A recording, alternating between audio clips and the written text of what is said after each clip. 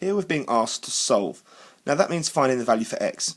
Now you need to remember that 4x actually means 4 times by x. We don't normally write the times sign in there, but you need to remember that.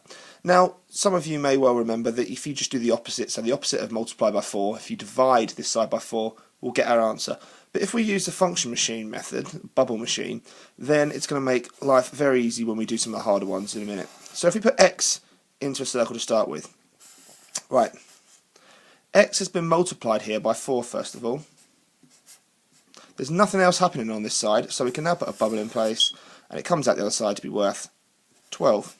So if we now go back and do the bubble the opposite way, so the opposite of multiply by 4 is divide by 4. 12 divided by 4 is 3. So then x equals 3. Now for this slightly more complicated one, this is where the bubble machine may come in handy. It may be a little bit more worthwhile. Here you probably could have done it without doing the bubble machine, but this one might be easier to do it this way for you. So if we take the letter first, x, first of all it's been multiplied by this 8. Remember there's a multiplication sign in there, we don't normally write it. So it's been multiplied by 8. We've got another thing that's happened here, so we're going to put another bubble. Now we can leave this bubble blank at the moment because there's another step to happen afterwards.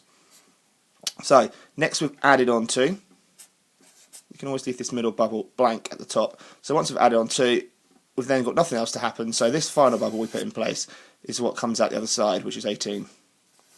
And now we just go back the opposite way and do the opposites. So the opposite of adding 2 was take away 2. So in this bubble we're going to put 18 take away 2, which is 16.